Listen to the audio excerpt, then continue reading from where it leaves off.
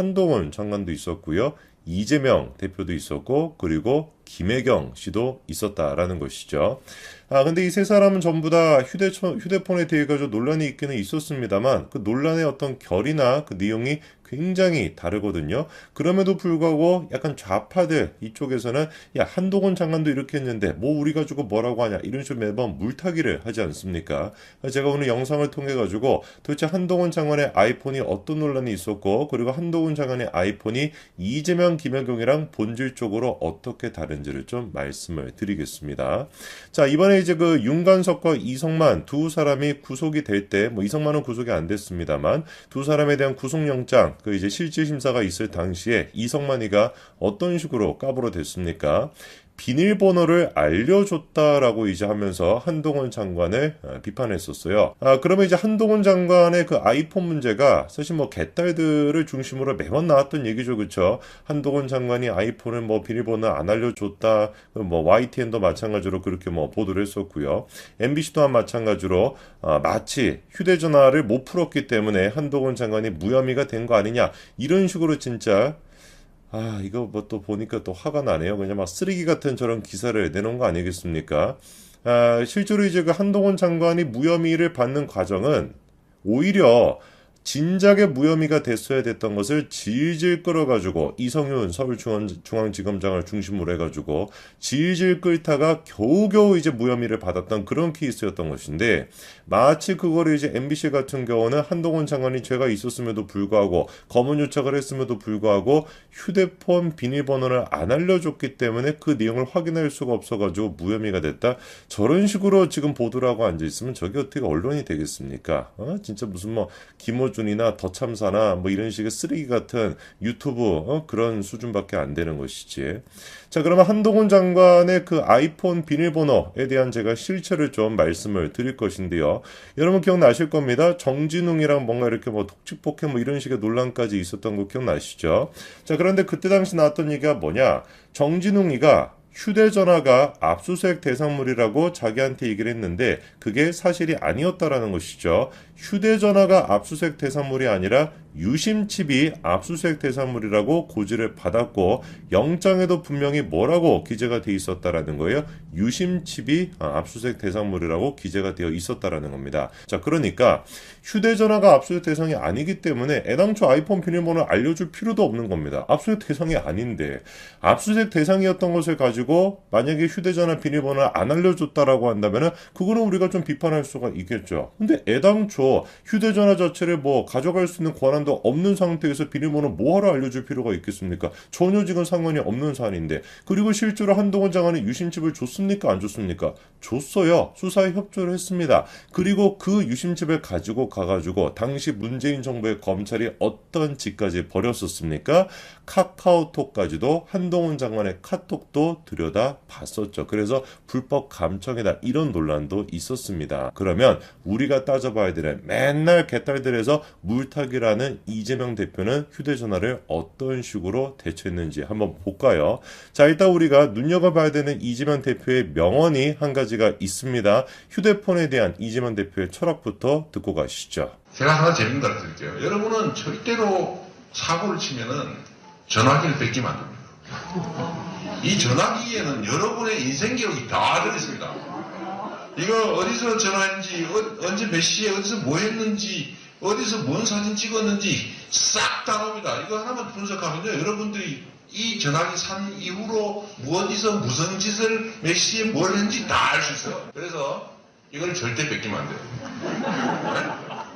자, 그리고 이재명 대표 같은 경우는 과거 자기 이제 친형을 강제 입원시켰다라고 하는 사건에 대해 가지고 휴대전화가 압수수색된 적이 있습니다. 근데 그렇게 휴대전화를 뺏기긴 뺏겼는데 비밀번호를 제대로 알려주지 않아 가지고 수사에 차질이 빚었던 경우도 있죠. 그러니까 뭐로 보든지 간에 한동훈 장관과 이재명 두 사람을 비교하는 것 자체가 어불성설일 수준을 넘어가지고 그냥 대화 자체가 안 되는 거예요. 그래서 앞으로는 여러분들이 한동훈 장관 휴대전화 비밀번호 안 알려주지 않았냐 이런 얘기하면 그냥 어떻게 보시면 되는 거예요? 참 딱하다. 정신이 아픈 친구네 그냥 이렇게 생각하고 넘어가시면 되는 겁니다. 자, 그런데 이재명 대표 이런 식의 교육을 이성만만 잘 받았던 게 아닌 것 같아요. 자기의 아내인 아내 맞죠, 그렇죠? 자기 아내인 김혜경 씨 또한 마찬가지로 자기 그 남편의 얘기를 잘 귀담아 들었던 것 같습니다. 이 김혜경 씨 같은 경우는 해경군 김 씨와 관련된 논란이 있었는데 그거에 대해 가지고 그때 당시 해경군 김 씨가 작성했던 글이 허위사실 유포다라 그래가지고 선거법 위반으로 수사가 된 적이 있었습니다. 수사를 하다 보니까 자연스럽게 김혜경 씨에 대한 수사가 이루어질 수밖에 없겠고 압수액까지도 자택에 대한 압수액까지도 이루어졌음에도 불구하고 결국에 휴대전화를 확보할 수가 없었는데 놀라운 이야기가 나와요. 김혜경 씨가 알려진 것만 하더라도 휴대전화를 몇 개를 사용했다는 거예요. 4대를 사용했다라는 것입니다. 야, 저는 처음에 이거 보고 무슨 뭐 국정원 직원인 줄 알았어. 그렇지 않습니까? 아니 뭐 일반인들이 휴대전화를 뭐 4대나 쓸 필요가 있습니까? 뭐 끽해봐야 진짜 2대 정도 아니겠어요? 개인용으로 쓰는 거 하나, 그리고 뭐 사무용으로 쓰는 거 하나, 요 2 정도 뭐 2개 갖고 다니는 사람도 사실 뭐 찾기 쉽지 않고 4대를 가지고 다닌다라는 거예요. 자, 그런데 그 4대에 대해 가지고 심지어 이제 가장 중요한 허위 사실을 유포했다라고 하는 그 시점에 사용했던 휴대전화가 하필이면 어떻게 됐냐? 교체가 되고 없어졌다라는 겁니다. 그거에 대해서 뭐라고 해명을 했었냐? 전화번호가 공개가 돼가지고 문자가 쏟아지다 보니 그래가지고 기계를 바꾸게 됐다라고 이재명 측이 해명을 했었습니다. 여러분 생각을 해보십시오. 제 전화번호가 만약에 노출이 됐어요. 0190부터 시작하는 제 번호가 노출이 됐습니다. 어마어마한 그러면 이제 뭐 말도 안 되는 문자들이 저한테 오겠죠, 그렇죠? 그럼 제가 어떻게 하면 되겠습니까? 휴대전화를 갖다가 뭐 새 걸로 바꾸겠습니까? 안 그렇죠. 바꾼 지 얼마 안 된 휴대전화 뭐하러 바꾸겠냐고요. 그냥 전화번호만 교체하면 끝나는 문제인 겁니다. 유심치만 갈아 끼면 되는 그런 문제인 거예요. 근데 김혜경 씨 같은 경우는 어떻게 된 것인지 문자가 많이 쏟아진다고 기계를 막 바꿔버린다라는 거야. 그리고 더 이해가 안 되는 것이 뭐냐. 기계를 바꾼 것뿐만 아니라 애당초 쓰고 있던 휴대폰이 어떻게 됐다라는 겁니까? 캠프로 가가지고 캠프에서 사용을 했다는 거예요. 무슨 일이 있던지 간에 휴대전화를 뺏기지 마라 라고 강조했던 게 이재명 대표 아니었습니까? 근데 그랬던 사람이 김혜경 씨의 휴대폰을 갖다가 어디로 줘가지고 쓰게끔 했다? 캠프에 줘가지고 쓰게끔 했고 그렇기 때문에 그 이후의 행방에 대해서는 자기가 모른다라고 해명하면 이걸 우리가 어떻게 생각을 해야 되겠습니까? 누가 보든지 간에 김혜경 씨의 그 휴대전화가 공개가 됐으면 해경군 김 씨의 실제 정체를 밝힐 수도 있었다라는 뜻이 되는 거 아니겠어요. 그러니까 그거를 어떻게 해서든 감추기 위해 가지고 김혜경 씨가 무슨 뭐 단말기를 4대를 썼다라는 등 그리고 뭐 압수수색을 했음에도 불구하고 휴대전화가 발견이 안 되고 휴대전화를 새 걸로 바꿔버리고 원래 쓰던 거는 무슨 뭐 캠프에 줘버렸다라는 등 말도 안 되는 얘기가 이어지는 거 아니겠습니까? 결국에 그것 때문에 해경군 김 씨의 우리가 정체를 밝힐 수는 없었는데 그때 지금 뭐 꽤 시간이 지났죠, 그렇죠? 근데 아직까지도 이재명 대표의 그 본질은 바뀌지 않은 것 같아요. 이거를 무슨 뭐 범죄자의 DNA라고 해야 되는 것인지 아니면 무슨 뭐 범죄 혐의자의 DNA라고 해야 되는 것인지 잘 모르겠습니다만 이번에 이제 논란이 되고 있는 백현동에 대해 가지고 정자동에 대해 가지고 관련된 수사를 하다 보니까 이재명 대표의 휴대전화가 다시금 논란이 되고 있습니다. 놀랍게도 이제는 뭐 개수가 늘어서 이거 무슨 뭐 임신을 하는 것인지 뭐 애가 지금 뭐 느는 것처럼 휴대전화도 늘어났습니다. 이재명이 전화를 몇 대를 쓴대요. 6대를 썼다라는 것이고 정진상에는 무려 7대를 썼다라는 것입니다. 이 뭐 기가 막힌 얘기인데 훼손도 보니까 3개나 돼요. 훼손 3개, 휴대전화 6대고요. 정진상이 같은 경우는 5개 훼손에 휴대전화 7개 썼다라는 겁니다. 이쯤 됐으면 이거 뭐라고 봐야 되는 겁니까? 보이스피싱 무슨 뭐 사기단이라고 봐야 되는 거 아니겠어요? 아니 도대체 누가 아무리 뭐 정치인이라고 할지라도 휴대전화 무슨 뭐 6개씩 갖고 다니는 인간이 누가 있겠냐고. 이거 뭐 어디다 넣어야 돼? 이거 뭐 여기 뭐 2개씩만 넣고 양손에 뭐 2개씩만 들고 다녀야 되는 거겠습니까? 말도 안 되는 것이고 정진상이 같은 경우는 7개를 가지고 다녔다라는 건데 이거 뭐 가방이 따로 있어야 되는 거 휴대전화 7개 얼마나 무겁겠습니까? 그거를 뭐 그 정도로 감내를 할 만큼 정진상이랑 이재명이가 뭐 할 게 많았다라는 거예요? 감출 게 많았다라는 뜻이 되는 거겠죠. 전화번호도 3개를 썼다라는 것이고 정진상의 전화번호를 5개를 썼다라는 것인데 이거는 제가 보기에 보이스피싱 사기단이라고 봐야 될 것 같아요. 그럼에도 불구하고 검찰이 어떻게 했습니까? 이재명과 정진상 공용 휴대전화 번호까지도 확보를 했다고 합니다. 그러니까 얼마 안 가서 어떤 내용을 이 사람들이 속이려고 했는지 그게 낱낱이 밝혀지게 되겠죠. 이쯤 됐으면 우리가 질문을 해봐야 되겠죠. 이재명 대표는 도대체 뭘 하는 사람일까? 이게 지금 야당의 당대표가 맞는 것인지 아니면 뭐 허구나 지금 막 재판을 받으러 가다 보니까 국회에 출석하는 것보다 재판에 출석하는 게 많아 보여요. 이런 상황 어떻게 우리가 당대표라고 부르겠습니까?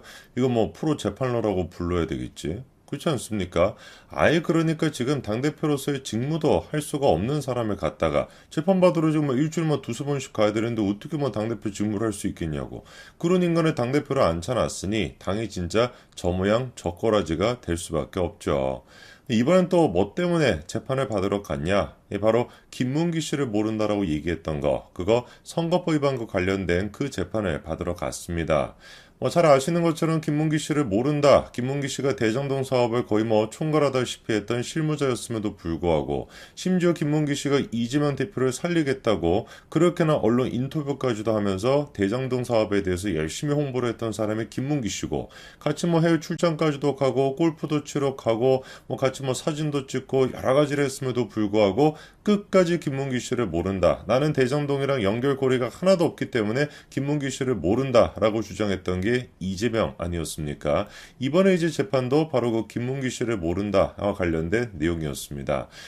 이번에 이제 증인으로 참석한 사람은 이재명의 또 다른 측근 중에 한 사람이죠. 김용희 증인으로 참석을 했는데요. 아직까지 입을 열지 않고 있는 몇 사람, 뭐 거의 지금 없습니다. 사실 뭐 대부분 사람들이 입을 연 상태이고, 이재명 측근 중에서 입을 열고 있지 않은 사람은 김용과 정진상, 뭐 두 사람 정도가 있습니다. 김용이 이제 증인으로 참석을 했고, 그 김용에 대해서 이재명 대표가 직접 신문을 했다고 하는데, 한번 봐야 되겠죠. 일단 어떤 헛소리를 서로 주고받는지. 이게 무슨 뭐 개그 만담을 보는가 싶을 정도로 재미난 헛소리가 많이 나오는데 일단 두 사람이 주고받은 대화부터 좀 봐야 되겠습니다. 정치하는 사람은 이름과 얼굴을 알리는 것이 소위 이미지를 올리는 건 아닌가라고 물어보니까 김용이 그렇다. 그래서 즉 간접관계 있는 모든 분들에게 보기만 하면 명함이나 이런 것을 주고 인사하거나 많이 노력한다라고 답변을 하죠. 뭔가 좀 빌드업하고 있다라는 느낌이 드시죠, 그쵸? 이런 식의 대화가 결국의 끝은 어떻게 끝나게 되겠습니까?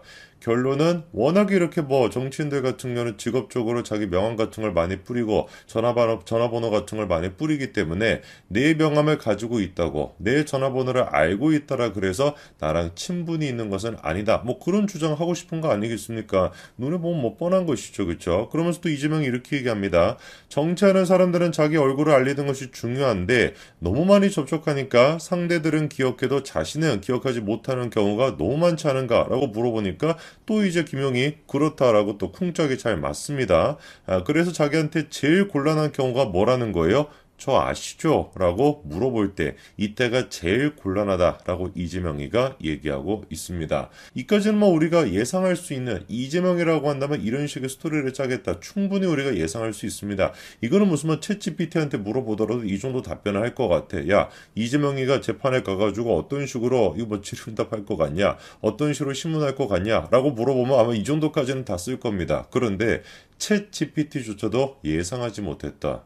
이거 뭐 기술의 뭐 혁신에 올랐다라고 해야 될까? 이재명 뇌가 진짜 우리 범인들은 도저히 상상도 할 수 없었던 그런 얘기를 이재명이가 꺼내고 있습니다. 뭐라고 얘기하고 있냐? 밥도 같이 먹었거나 행사에서도 봤거나 그런 인연으로 뭐를 했음에도 불구하고 기억이 안 난다라는 거예요. 그래서 자기가 어떻다라는 겁니까? 안면 장애가 있는 거 아니냐라는 비난도 받는다라는 겁니다. 나한테는 장애가 있다. 안면 장애가 있다. 사람을 보더라도 인식을 똑바로 못하는 이런 장애가 있다라고 고백하고 있습니다. 이러니까 제가 말씀을 드리는 거예요. 이재명은 지금 기술의 어떤 그 혁신, 뭐 어마어마하지 않습니까? 챗GPT 뭐 이런 것들이 뭐 빅데이터 같은 거를 통해 가지고 수억 사람들의 그런 메시지 같은 거를 다 집어넣어 가지고 이렇게 뭐 대화까지 가능하다라고 하는데 그 수억 명의 사람을 다 집어넣었다라고 할지라도 누구한테는 상대가 안 되는 거야. 제명이 한 명한테는 상대가 안 되는 거예요. 이거 뭐 수억 명의 사람들이 있던 식으로 무슨 뭐 변명할 수 있겠습니까? 내가 뭐 안면장애 같은 게 있어가지고 누구랑 밥을 먹고 누구랑 뭐 대화했는지 기억을 못한다. 이를 버리는데 누가 이거를 예상할 수가 있겠냐고요. 그러면서 김용은 또 자필 확인서 이런 것들까지 뭐 얘기하면서 옹호하고 있습니다. 자기가 2018년도 2019년도 경기도 대변인으로 재직하고 있었을 때 이재명 경기도지사님께 김문기 팀장의 연락처를 알려드린 바 있다. 이거를 확인합니다라고 하는 문구가 담긴 자필 확인서까지 들고 와가 나와가지고 이재명 대표의 주장을 옹호했다라고 하는데 이게 막 코미디도 이런 코미디가 없어요. 이런 식의 자필 확인서를 다른 사람도 아니고 김용이 작성했다는 게 코미디 아닙니까? 그럼 김용이 뭐라고 작성할 텐데요? 자필 확인서를 작성하지 뭘 작성하겠습니까? 무슨 뭐 진술서가 됐다든지 아니면 뭐 자백서 같은 거를 쓰겠습니까? 뻔한 거 아니겠습니까? 이재명 편에 있는 인간이 이재명한테 도움이 되게끔 그런 확인서를 쓰겠지. 이게 무슨 뭐 법적 의미가 있다고. 심지어 이런 식의 자필 확인서를 언제 썼다라는 거예요. 작년에 바로 이제 기소가 된 다음 달인 10월 달에 이런 식의 자필 확인서를 썼다라고 합니다. 그러니까 부랴부랴 이재명 측에서 어떻게 해서든지 간에 자기한테 조금이라도 도움이 될 법한 그런 뭐 증언이 됐거나 증거가 됐거나 이런 거를 모으겠다 치고 뭐 김용 같은 사람한테 부탁해가지고 이런 거 쓴 거 아니겠습니까? 뻔할 뻔짜겠죠. 아니 무슨 뭐 이화영에 대해서도 그렇게나 회유를 하고 당 전체가 나서가지고 조직적으로 회유를 하는 마당에 김용 같은 경우는 어땠겠냐고요.